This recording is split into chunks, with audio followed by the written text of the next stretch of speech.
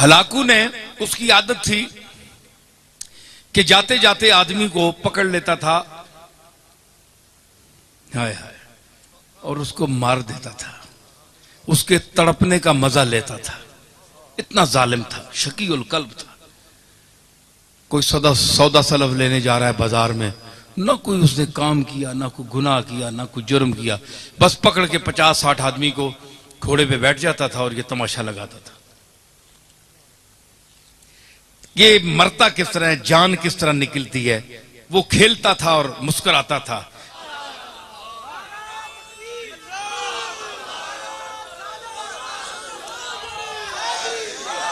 भाई मैं बड़ा खुश हाँ, आम डंड पई होनी जे मेरे वाले जेड़े नैन जी न है जी, लेकिन आज मुझे महसूस हुआ कि बड़े दिमाग वाले और समझ वाले लोग हैं। अब तो वैसे भी पैसे की वजह से समझ आ गई, आपको काफी दाना हो गए हैं लेकिन आप ये जो मैं इल्म की, अकल की बात कर रहा हूं, कुरान मजीद से पेश कर रहा हूं, इनको आप समझें और महजूज होंगे आप। और किसी अच्छे से अच्छे मौलवी को बुलाएं, अल्लामा को बुलाएं, जादू बयान को बुलाएं, ये मसाला नहीं होगा। आवाज बड़ी गले की भी मुझसे भी ज्यादा होंगे, मैं तो अपने जौक से शेर पढ़ता हूं, लेकिन मसाला नहीं होगा। मसाला कोल ना होवे ते खाली बां बां बंदा करना रहे तो क्या फायदा।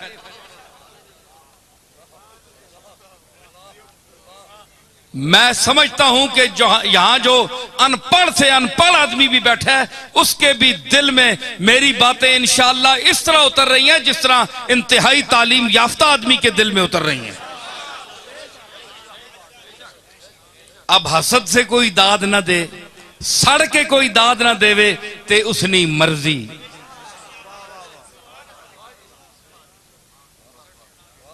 ये तो उसकी मर्जी, क्योंकि सड़ना भी एक बड़ा मकाम है जी।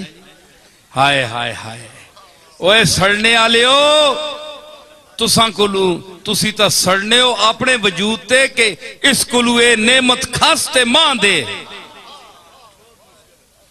ते ओ आना मैं तुदा देनी होवे ते पहले ही चाह देवे ना, तेरी बूथी है जी नहीं।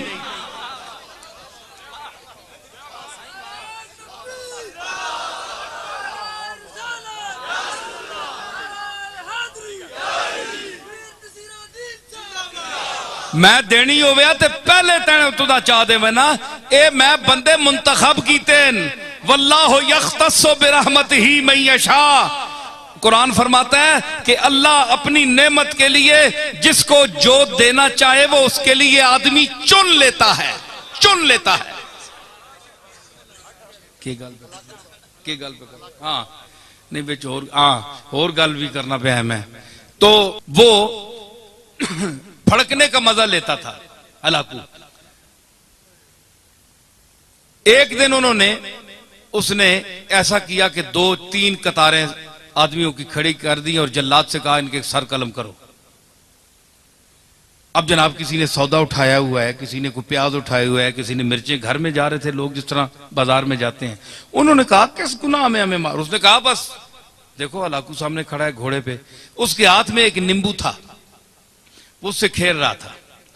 अच्छा अब अगली सफ जो मरनी शुरू हुई, एक का सर गया, दूसरे का, तीसरे का। सफ पहली, एक बूढ़ा आदमी आखिर में खड़ा था।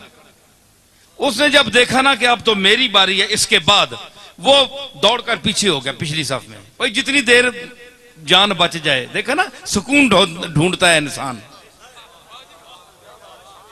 उस पर तो छुरी चल गई ना तो सुकून ढूंढता है मुर्गा हाथ पांव मारने में, और इस पर चलने वाली है, ये पहले ही सुकून ढूंढ रहा है। दलील आपके सामने आ गई कि नहीं? हाँ, तो उसने वो पिछली सफ में हो गया। जब पिछली सफ में गया ना तो वो सफ जब खत्म हुई ना, उस बाबे के पास पहुंचे तो वो तीसरी में चला गया, तीसरी में चला गया। और अब हलाकू के लिए बड़ी अजीब ये एक तमाशा बन गया कि इस बेवकूफ को देखो, इसको मेरे तलवार से कौन बचा सकता है। ये 50, 70, 100 आदमी मार दिया मैंने, पहली सफ भी गई, दूसरी भी गई, अब ये बेवकूफ कहां तक बचेगा? अब तो इसके पीछे कोई सफ भी नहीं है, तीसरी सफ है। जब जैसे तीसरी सफ को कत्ल करना शुरू किया, लुत्फ आ रहा है कि नहीं नई बात? हाँ, तीसरी, अब देखे मैं वो जुल्म की बात कर रहा हूं और वो किस तरह सुनता है। तो जब वो तीसरी सफ पे कत्ल शुरू हुआ ना, तो आखिरी जब बाबा रह गया ना, तो हलाकू ने कहा जल्लाद से, 1 मिनट रुक जा, इसको ना मारना। वो अब उसने गेंद, वो नींबू पकड़ा हुआ है, खेल रहा है, उसके सामने आ गया। उसने कहा भाई बाबा बताओ